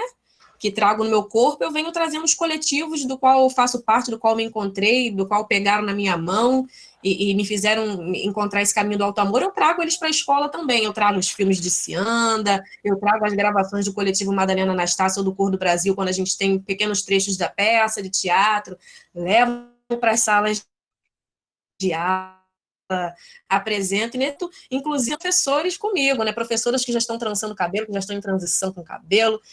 E por aí vai, eu vou caminhando nesse sentido. Não sei se eu consegui responder. Conseguiu sim, conseguiu. Eu não vou ficar falando com você, não, Carola. Não suporto isso. Cadê Maílson, Rodrigo, Sandra? Esse povo some. Sou chato. Ô, Carola, quando Eu tô você aqui, me mas fez a a minha internet pergunta, tá horrorosa. passou um filme aqui na minha cabeça, né? Porque essa história do auto-amor foi uma construção na minha vida, e uma construção muito lenta, como é para a maioria das pessoas negras, né? Eu nasci numa favela, fui criado numa favela, meus pais trabalhavam, ficava com a família dos meus padrinhos racistas, que me diziam todos os dias que eu era um menino feio e que eu não ia ser bonito nunca, né? E que eu era burro, né? E que eu precisava tomar banho de leite para ficar mais claro, que só se eu ficasse mais claro que eu seria bonito, que eu tinha que alisar meu cabelo. E eu passei a minha infância inteira ouvindo coisas desse tipo. E aí, para piorar, na adolescência, fui para uma Assembleia de Deus, né, que negou meu corpo, negou tudo na minha vida. Mas eu tive uma sorte muito grande, o privilégio de, aos 19 anos, entrar para uma análise. Né? E eu fui fazer a análise com um cara preto, baiano, paraplégico e gay. Né? E era um cara que sabia no corpo dele o que era exclusão. E isso aí para mim foi fundamental, entendeu? Porque foi a partir dali que eu me descobri negro, né? Porque a negação que aquela família lá, do meu padrinho, da minha madrinha, me impuseram foi muito eficiente, né? E aos 19 anos eu me descubro negro e começo a criar estratégias de amor a essa negritude, amor ao meu corpo, amor à minha pele, amor à minha sexualidade, amor à minha forma de ser. E também a percepção que a maioria das pessoas negras não tinham acesso àquilo que eu estava tendo. E aí, essa questão, ela virou um compromisso de afeto que eu tenho com as pessoas negras, em primeiro lugar, e também um ato político. E eu não separo as duas coisas, entendeu? E estou aqui na sala, tem vários alunos, tem alunas minhas que assistiram às minhas aulas, então talvez eles possam dizer disso melhor do que eu. Mas no meu compromisso afetivo, e quando eu falo que é um compromisso político, esse compromisso político está cheio desse afeto, que eu tenho um compromisso com as pessoas negras de dizer para elas o que elas normalmente não ouvem, que é verdade, entendeu? Eu adoro dizer para as pessoas negras: você é maravilhosa, você é maravilhoso, você é lindo, você é linda, você é competente, porque são, de fato, mas nós não ouvimos isso, as pessoas não nos dizem isso. E assim, quem foi meu aluno, quem foi me orientando, sabe que eu sou duro, que eu sou exigente, que eu sou chato, que eu cobro. Isso não significa que eu passe a mão na cabeça toda hora, que eu ponha no colo toda hora, mas eu amo gente, sempre gostei de gente, eu gosto de tocar nas pessoas, eu ando pela sala, eu toco nos meus alunos adultos, adolescentes, e aí, para mim, também tem uma questão que é com todo mundo, é com branco, com preto, com mulher, com homem, com todo mundo, mas com as pessoas pretas fundamentalmente, e não só em sala de aula, entendeu? Então, é uma prática que eu tenho de vida, e existem até relatos que poderiam ser até constrangedores, mas que eu já me dou o direito, já passei dos 50, de passar por cima de orgulho, de medo, de constrangimento. Eu paro as pessoas na rua e digo, olha, você é lindo. Olha, teu cabelo é lindo. Olha, você tá linda. Olha, não sei o quê. E, às vezes, as pessoas se chocam. Um dia eu entro na farmácia, tinha um menino na farmácia que era muito tímido. Muito tímido, muito tímido, muito tímido. E eu tentava me aproximar dele, falar com ele, ele sempre muito tímido. Um dia eu chego à farmácia, o menino estava com um cabelo que era uma escultura, assim, uma coisa enorme para cima, uma trança colorida, poderosíssimo, mas eu percebi que ele estava encolhido. E chegou a minha vez de atender, uma moça me chamou, eu falei que não, que eu queria ser atendido por ele. E aí, quando ele me chamou, eu falei, eu fiquei esperando, que eu precisava te dizer que esse teu cabelo tá foda. Quando eu entrei na farmácia, eu só vi o teu cabelo e ele tá fantástico. O menino olhou para mim e falou, moço, para que eu vou começar a chorar. E o olho dele tava cheio d'água. E ele me falou, desde a hora que eu cheguei aqui, que só me dizem que tá horrível. Tá. Aí eu peguei no braço dele e falei, sabe por que dizem que tá horrível? Porque essas pessoas são racistas. E você tá lindo. Se eu fosse você, eu soltava esse cabelo e jogava na cara desse povo todo que você tá maravilhoso.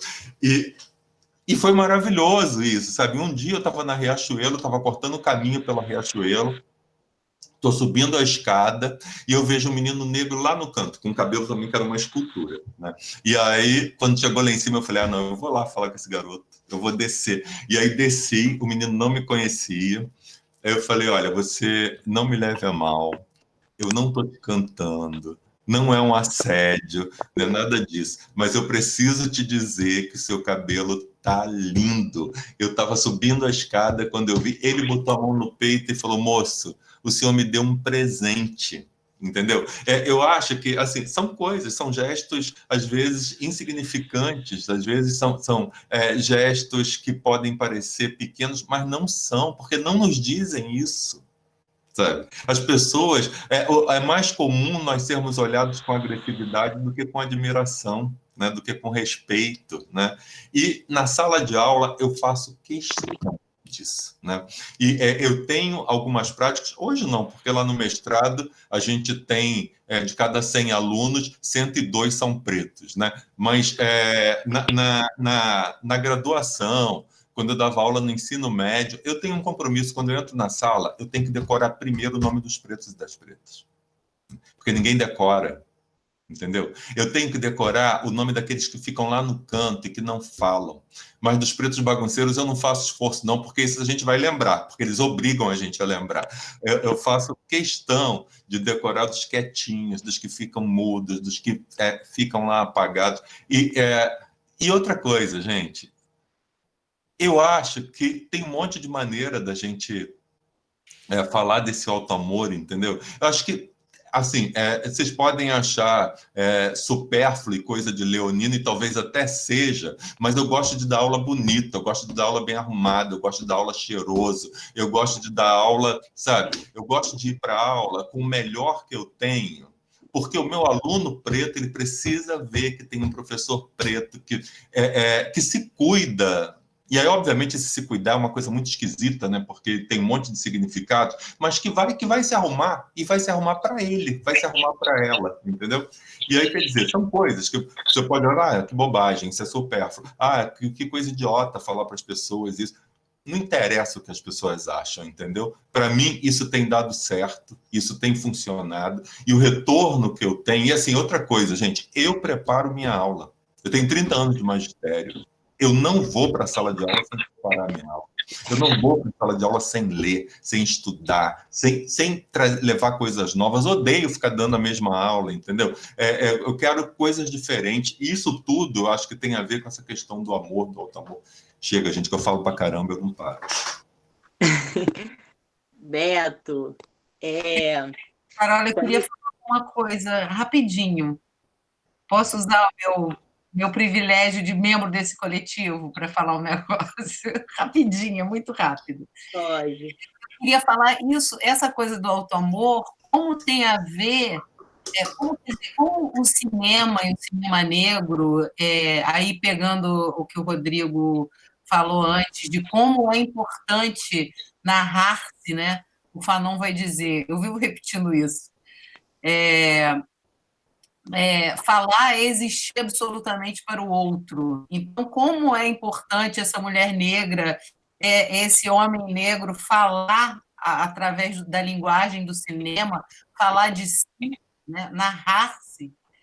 E o cinema oferece para a gente uma vantagem imensa que é mostrar o corpo, né? Esses corpos aparecem, essa beleza aparece, esses corpos em movimento, que aí já é Beatriz do Nascimento que vai dizer só quando o homem negro colocar seu corpo é que ele vai efetivamente conseguir ser livre, né? Então, o cinema negro oferece isso, que é de uma potência do ponto de vista da narrativa e da presença desse corpo negro, né? Narrando-se, é uma potência fabulosa, né? E tem que ser muito valorizada, porque tem a ver com essa dimensão estética, com a dimensão dos repertórios culturais, dessa corporeidade, enfim, da religiosidade, né? Era só isso. Desculpa, Carol. Nada, tudo bem. É que a Daniele, ela deixou uma mensagem aqui dizendo que Olhares Negros, Raça e Representação da Bell Hooks foi fundamental para ela e que ela lembra dessa história da Riachuelo que o Beto contou em aula. E o Clementino falou que faz a mesma coisa. Acredito que seja esse lance dos elogios. Mandaram essa mensagem no momento que o Beto estava falando. Aqui falar no óbvio, ela é maravilhosa. Cadê ela que tá muda escrevendo aí?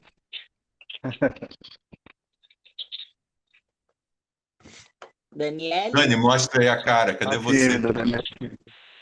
Dá um oi pra gente. Peraí que eu vou ter que acender a luz, que eu tô no escuro. Aí no escuro eu não apareço. Peraí. Estão me vendo? Sim. Entendi. Tô com saudade de vocês. Tô com saudade, Rodrigo. Cadê você? Também, essa pandemia que não acaba, gente. Nunca mais acabou. Rodrigo é meu prof de português, por indicação de Roberto. E Roberto é meu professor maravilhoso. Eu tô lá do mestrado. Obrigado, meu bem. Beijo, gente. Beijo, Obrigada. Dani. Obrigado. Naquele momento que eu esqueci, eu estava falando de Maya Angelou. Como é que eu posso esquecer dessa mulher, gente? Ainda assim eu me levanto, a poesia dela. E aí eu fiz Assim, essa... acho que foi musicada essa poesia ainda. Foi, né? Uhum. Sim, era isso. Vocês querem falar alguma coisa, Sandro?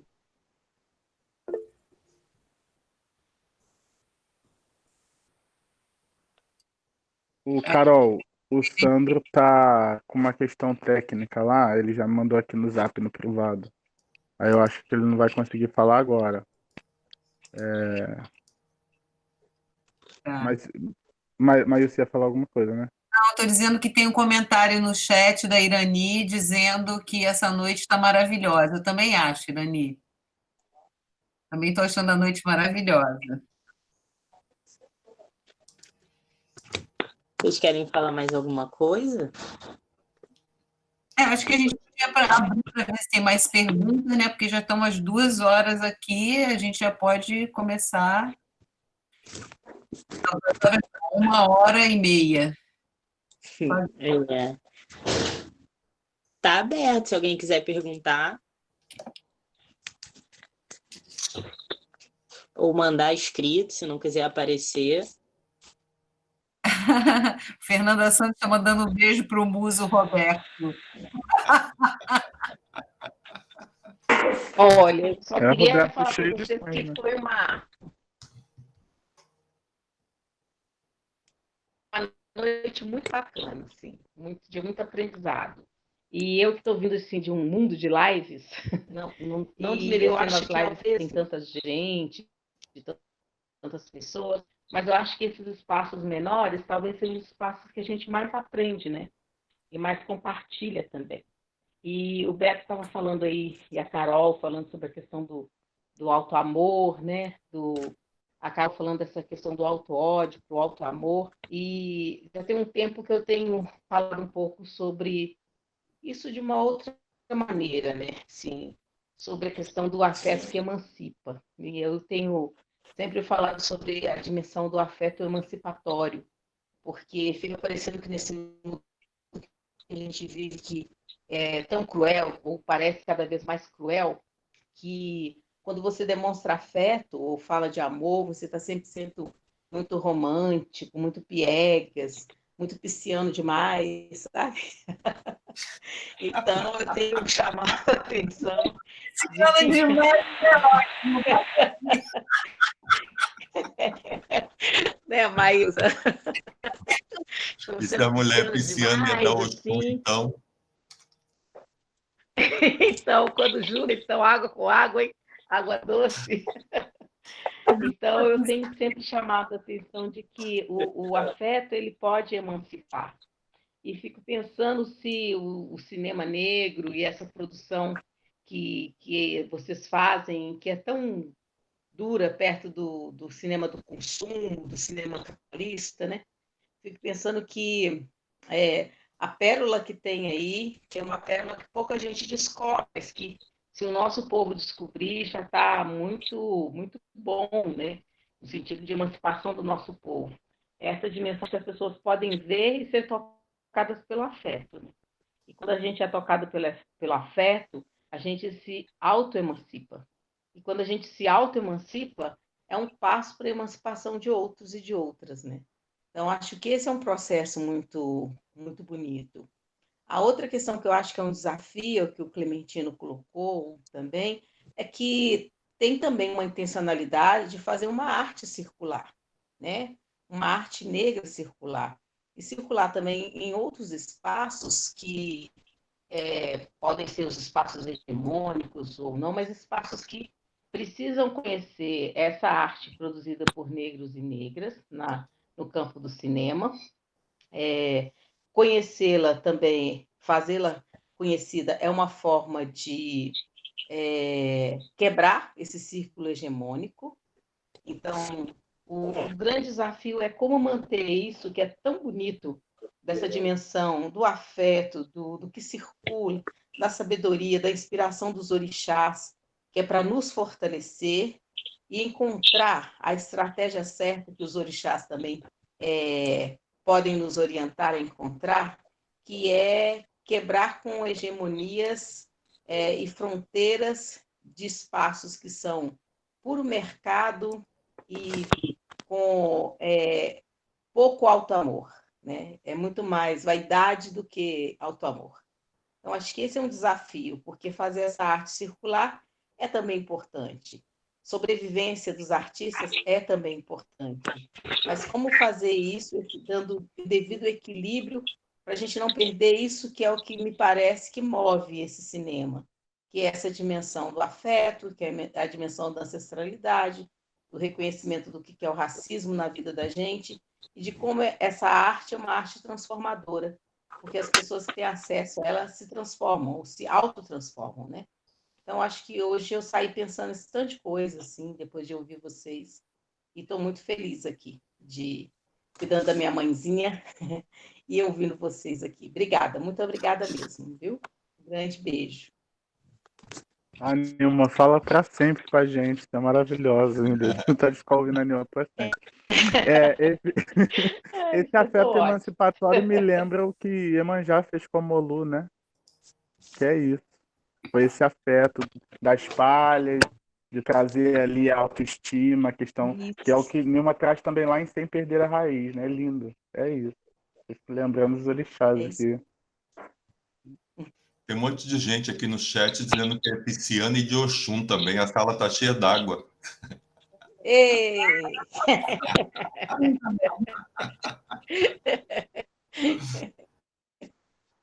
Ainda bem que temos 4 fogos aqui, senão isso ia ficar só água.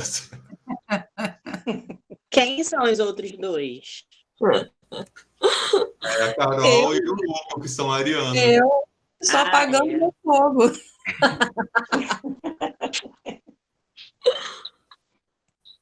A Ariana é fogo de verdade. A cara de Hugo.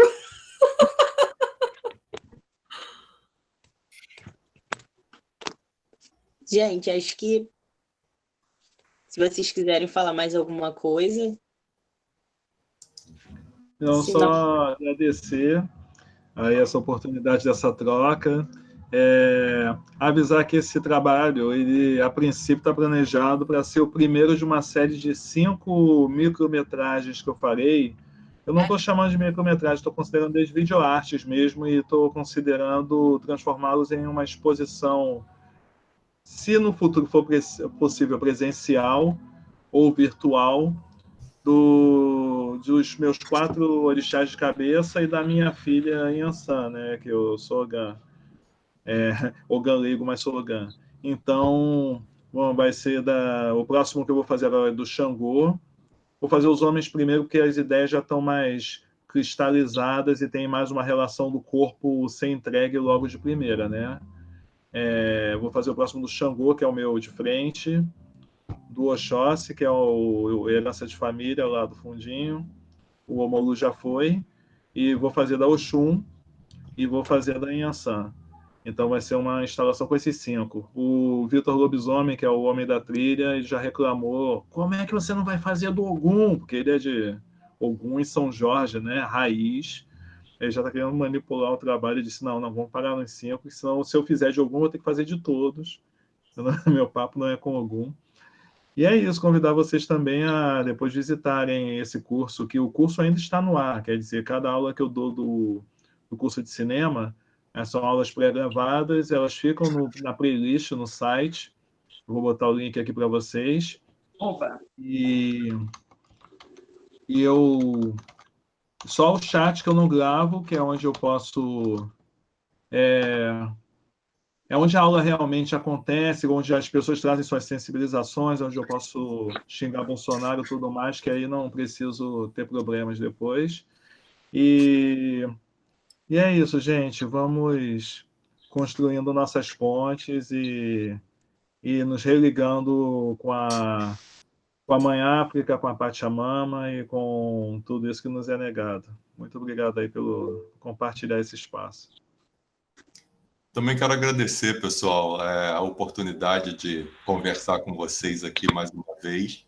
Agradecer a todas as pessoas que vieram, minhas alunas que vieram aqui nos assistir, ao Holmes, e agradecer a Nilma, né, que nos surpreendeu a todos com essa chegada aí maravilhosa. Eu estava falando com eles antes de você chegar que eu estava nervoso, porque falar para amigo é mais difícil, né, eu acho, do que falar para desconhecido. E aí, quando você chegou, me deu até calor, mas basta eu começar a falar que eu perco a vergonha e tem que me parar, senão não paro nunca mais. Obrigado, Nilma, obrigado a vocês todos. Nada. Beijo, Beto. Beijo para todo mundo, prazer. E Holmes também. Gente, um beijo, muito obrigado. Obrigada. Beijo. Agradeço também o convite, Roberto, por me trazer aqui nessa sala cheia d'água. Eu adorei. E diferente de você, hoje eu fiquei tranquila, porque geralmente eu fico tremendo, fico nervosa, fico preparando o que eu vou falar. Eu já estou aqui tipo, num papo de boa, como se a gente estivesse, sei lá, no bar, bebendo. Ai, que gente, de sentar no bar com vocês. Quem dera, quem dera. Mas é isso, assim, e eu fiquei pensando quando a Maísa falou, a última fala dela, das conversas que eu e o Hugo temos aqui, né, que a gente fica em vários debates aqui sobre cinema, e ele fala muito dessa coisa do cinema ser verdade, né? Tudo que está na tela é verdade, né? Então o cinema é uma arma muito poderosa de construção de imagens, e a gente vem tomando essa arma agora para reconstruir as nossas imagens aí, positivas, e é isso, eu fico muito feliz quando eu levo os nossos filmes para a sala de aula, e as crianças, quando elas me veem na tela, elas fazem assim, é a tia? Não, não é a tia. É a tia. É ela, sim, não é. A irmã dela é alguém parecido. Isso é muito legal. E eles verem que também é possível, né? Uma pessoa é parecida com elas na tela. E tudo que está na tela é verdade. Acho que é isso. Agradeço demais estar aqui com vocês. Me chamem mais vezes, eu venho. Muito obrigada mesmo. Vai ter foto? Tem que ter foto, né? Tem que ter. O Hugo vai falar? Eu queria só agradecer, gente, aqui a oportunidade de estar conversando com vocês. Agradeço o convite também. Fiquei bem feliz com os comentários sobre o filme. Né? E é isso, a gente segue seguindo, né? Assim como o próprio Zósimo, né? A pessoa que a gente atribui a criar, assim, né? A criação do cinema negro brasileiro, a gente sempre parafraseia ele, né? Dizendo que o cinema é uma arma, né? A primeira pessoa a dizer isso é verdade. Né? O cinema é realmente uma arma e a gente está aí atirando, né? E tem dado certo, na medida do possível. Obviamente, guardado as devidas proporções, a gente tem conseguido atingir as pessoas e tem sensibilizado e tem conseguido mudar algumas realidades a partir disso. Então, aí... e esse debate é resultado disso também, né? É prova disso. Então, agradeço aí a oportunidade de estar falando, conversando sobre cinema preto. Muito obrigada a todos, ao Beto, ao Hugo, à Carolina, ao Clementino. Muitíssimo obrigada, Nilma, por apresentando sua presença. Agradeço a todos pela fala, pela disponibilidade de vir aqui conversar, enriquecer esse debate, esse filme maravilhoso. Em nome do coletivo Oriqui, fica aqui meu agradecimento e a nossa satisfação em tê-los conosco. Foto, né? Boa noite para todo mundo. Tchau, tchau. Uma coisa. Um beijo. Esse é o segundo encontro da gente para conversar sobre cinema, o segundo encontro do coletivo. No final do mês que vem, que a gente ainda não tem a data precisa, mas no final do mês que vem, a gente agendou um outro curta chamado Costureiras, e aí a gente vai discutir trabalho da mulher, machismo, racismo, porque está tudo ali nessas histórias contadas pelas costureiras que são nossos personagens. E aí isso vai ser no final do mês que vem e a gente vai convidar todo mundo. É sempre assim, 7 horas, de 19 até 20h30. Aí vocês vão estar informados aí também da data. Tá? Muito obrigada.